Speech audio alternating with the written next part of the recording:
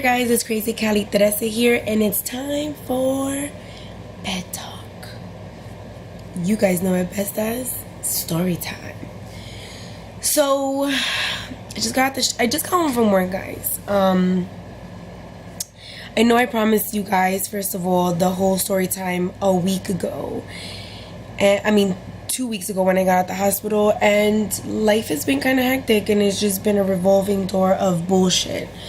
Then I promised you guys that I was gonna do it 2 days ago, but life caught up on us. And as you guys know from seeing the vlogs, we've been doing a lot of stuff with the kids because I'm one of those parents that I refuse to be stuck in the house all summer long, because we're from New York, and in New York it snows and we literally have 4 seasons here. So I just felt like when the summer gets here, like, my kids deserve to be outside enjoying the weather that we only get for like a few months, and then we're right back to the winter. However, so it's about to get real, guys. So grab your popcorn, your Pepsi, or whatever the hell you drink on the side, maybe even a beer, guys, even a shot of Jameson and a shot of Jack for me. But I'm gonna tell you guys what's been going on with Callie. About 2.5 weeks ago, I want to say 3 weeks now, I think it's been like 3 weeks, I was having pain in my lower right side, back, and abdomen area. My urethra, like where my hole, where you pee from, was hurting. Like, it felt like if you've had kids or ever had surgery, they put catheters inside that little hole, and after they take the catheters out, they always hurt. A catheter is a bag where you pee in. It's a tube that goes in, and it's a bag that you pee from. And then when they take it out, that hole always is. It's like almost like an irritating feeling, and that was bothering me. So I felt like, wow, maybe I'm getting a UTI.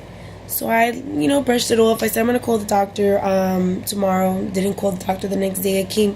I worked both jobs that day. Came home like at 11, 12, and I'm like, God, I'm in a lot of pain. I kept telling Ice how much pain I was in, that it felt like cramps and like my lower back was hurting.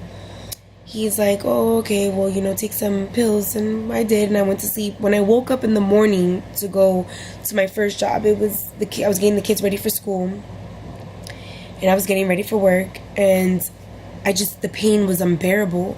Like, I had held my pee, and then when I went to go, overnight, obviously, and when I went to go pee, it hurt. Like, it hurt, like, barely nothing came out. I felt like I was still full inside. I had my abdomen hurt, then my lower back on my right hand side was killing me. It went from like literally like a pain of 3 to like a pain of 10 in just the span of like 30 minutes. So Ice was getting ready, he was taking a shower, and I'm crying. I'm trying to comb my daughter's hair, and I'm crying. My daughters are banging on the door like, Mommy's crying, she's in a lot of pain. I bent over, guys, on my bed and couldn't get out of that position. I was in so much pain that I just started bawling. Like, I just was crying and crying, and I'm begging Ice, let's go. Let's go, please. Like, I need to go to the hospital. And he was like, are you really gonna go to the hospital? I'm like, yeah, I'm not gonna go to work, I need to go to the hospital. I never go to the ER. I'm not one of those people. Like, I try not to go. So we had to drop the kids off, obviously, because we weren't going to leave them here. They had to go to school, so we dropped them off. I'm in pain in the car. Every bump was killing me. My pain went from 10 to like 20. It was the worst pain, guys. It was worse than labor pains. Like, honestly speaking, I had never felt something like that in my life. It honestly felt like straight labor pains. Like, worse than labor pains, because labor pains are not consistent. Labor pains, they come and go. This pain was nonstop. It was just straight flatlining pain. And I just kept thinking to myself, like, maybe it's kidney stones. Like, I kept saying, oh my God, I hope it's not kidney stones. I told him, because you have to pee that out and it's gonna hurt. And he was like, I don't know what it is. We just didn't know. But I was in so much pain I couldn't even talk. When we got to the ER, I couldn't talk to nobody. I was making Ice do all the talking for me. answering all my questions. I got to the point where I was like, please, like, just, I need medication. Please let me through these doors. They finally let me through the doors, and the nurse was asking a bunch of questions. I was like, please, like, I can't answer any of your questions. And, you know, the billing wants to ask questions. I'm like, please, like, I need, it finally, I got to that hospital, like, at 8:30. And I think by the time they gave me medication, it was no lie, like 10 o'clock. But they gave me morphine. Morphine is supposed to be like the best of the best. And let me tell you that the morphine that they gave me, they said it was like 5 milligrams or something like that.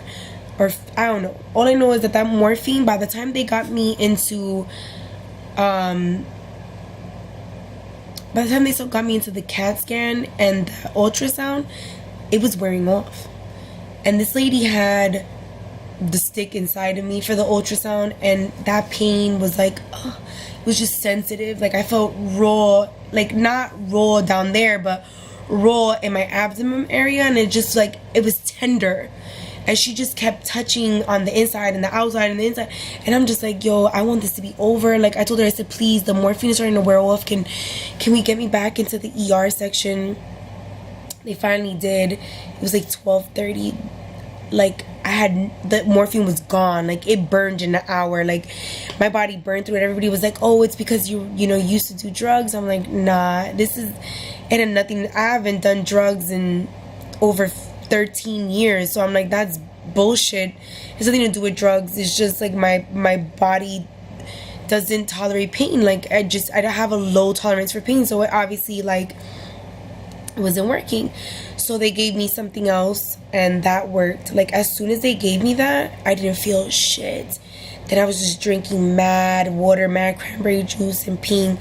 It came out to be that I had a kidney stone, a size of, I think it was 4 or 5 centimeters or millimeters, I can't remember, but it was pretty much like this big, guys. And it was lodged in between, so your urethra, which is the tubes that you runs your urine, is connected to your kidneys, because your body, obviously everything goes through your kidneys. Your kidney flushes everything through your urethra, and to clean everything out. So the kidney stone was lodged this way, like in a slant in between both tubes. So that's why I was having pain in the front and pain in the back. So they were like, oh, well, we're gonna have to operate if it doesn't move, or but we want to keep you overnight because the amount of pain that you're in was ridiculous. Even the doctor saw it. Like, I was in so much pain. Like, usually people bullshit just to get through the ER, but I was really in pain. So they admitted me that night, and it was cool, whatever. I like hospitals, guys, because I like hospital food, and I like to chill and be waited on and whatever not. But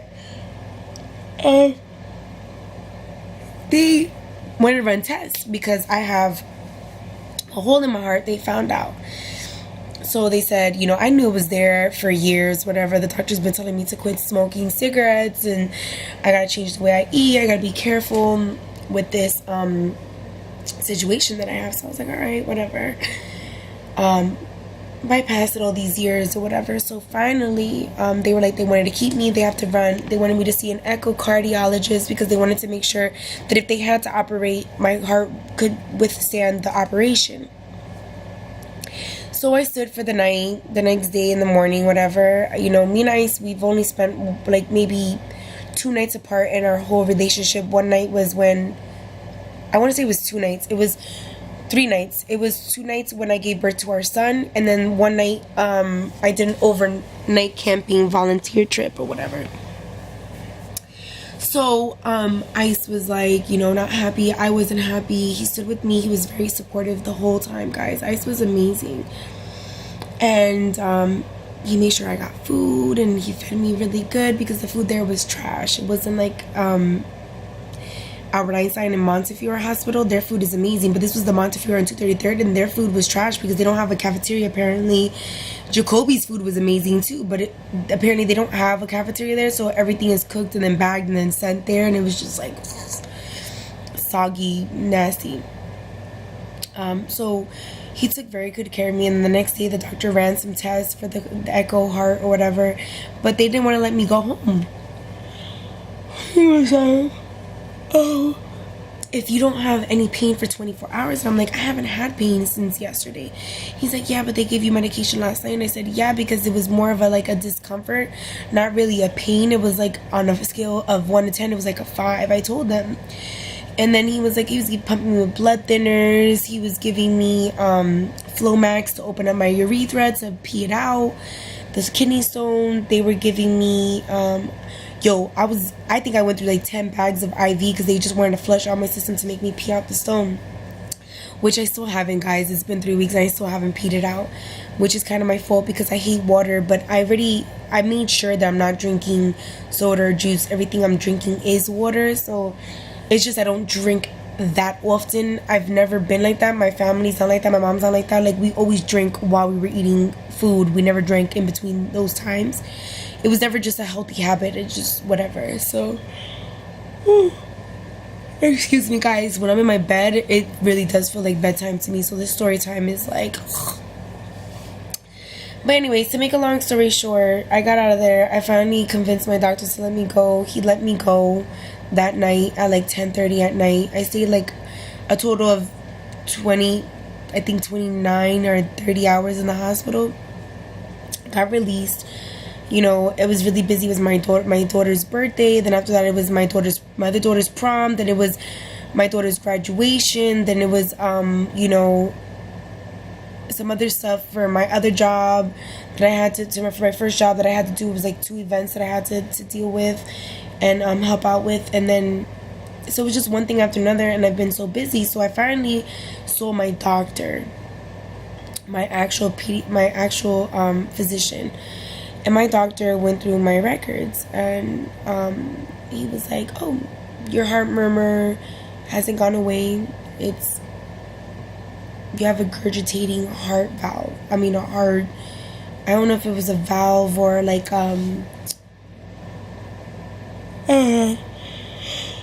there's,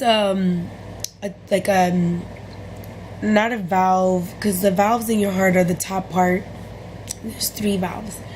And I think there's I can't remember the name of it. It's just pretty much like your heart has like this tube that pumps blood into the valves.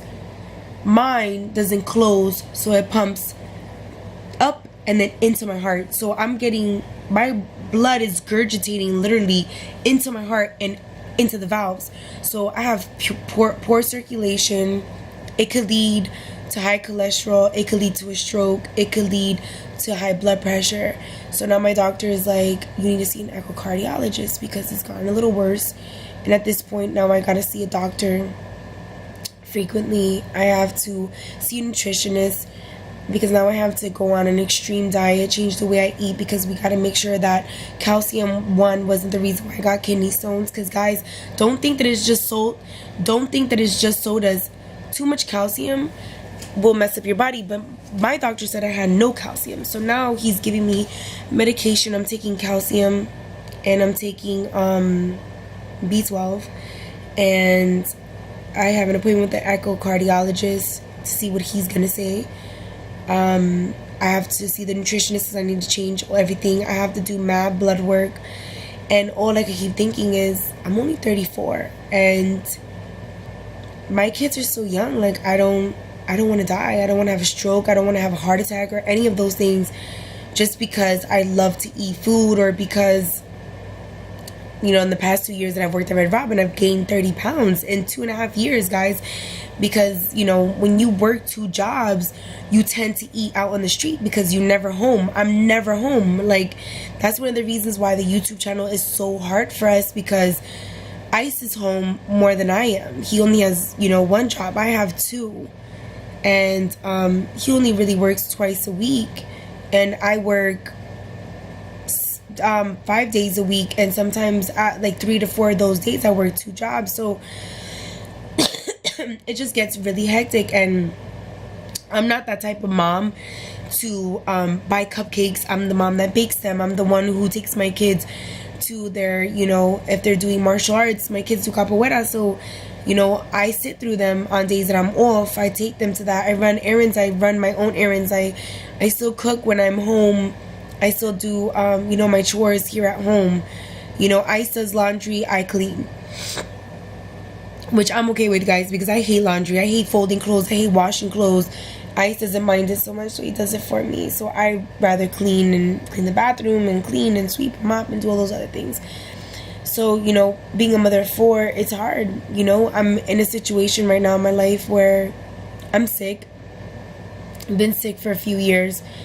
It's getting worse as I've gotten older. And now I gotta really take the time and take care of myself.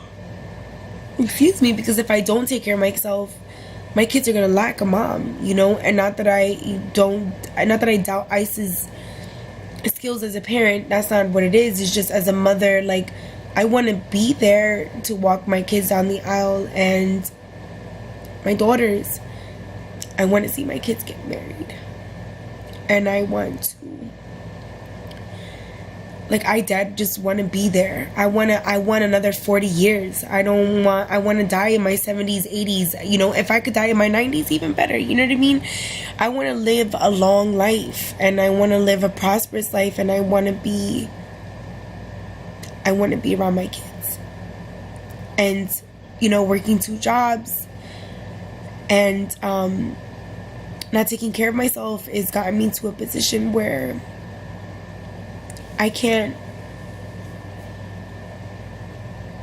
gotta do what's right, and I gotta do what's right. And at the end of the day, in order for me to be there for my kids, I gotta take care of me first. So I'm sorry, guys, but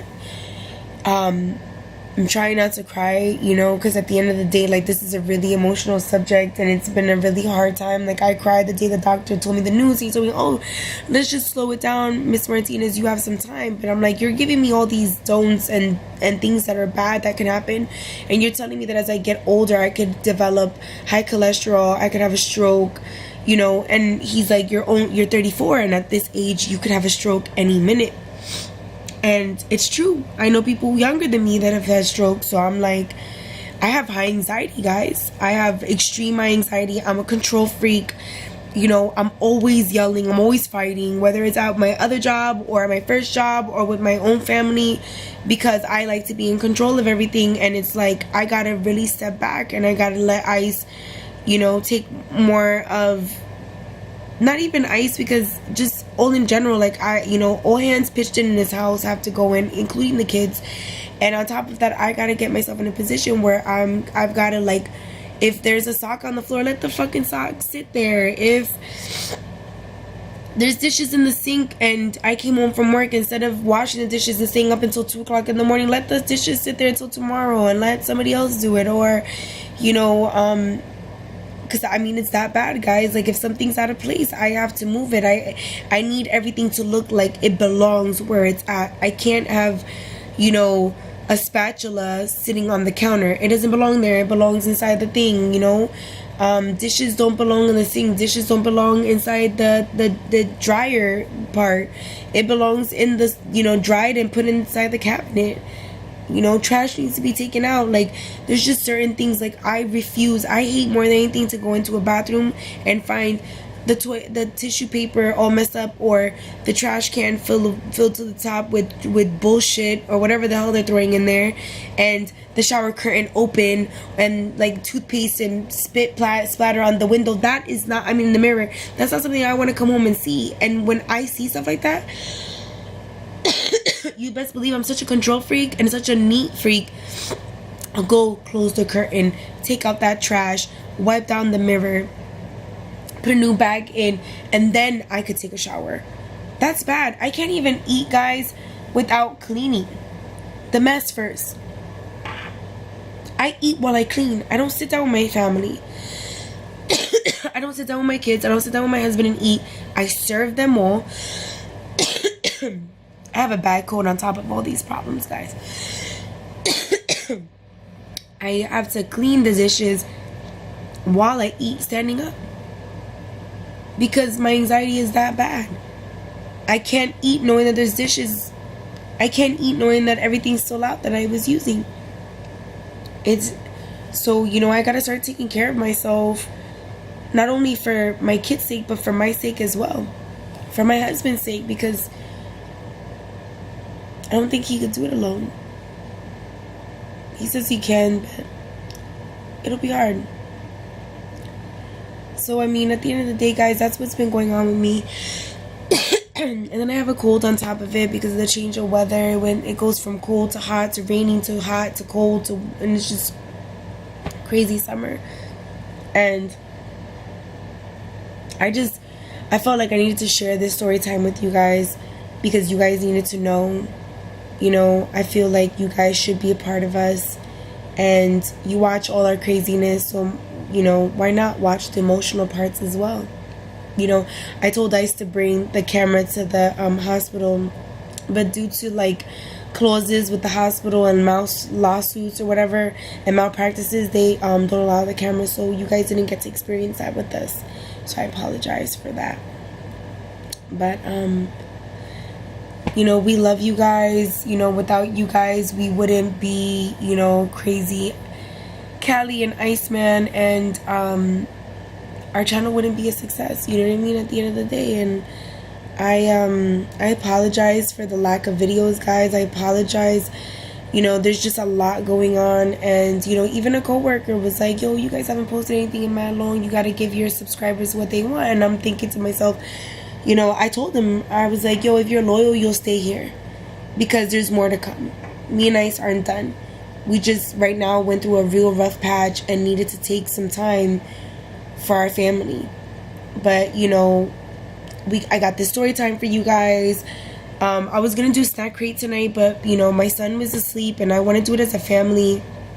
I want to get the kids involved in, you know, this stuff too. I just don't want it to be just a crazy Iceman thing. I want the kids to be involved in some of the stuff, you know. So you're gonna be seeing them a lot this summer in a lot of our videos, because like I said, I'm 100% a mom before anything else, and my kids represent who I am. And if you, it's like a marriage, guys. If you want crazy Callie, you gotta get the kids.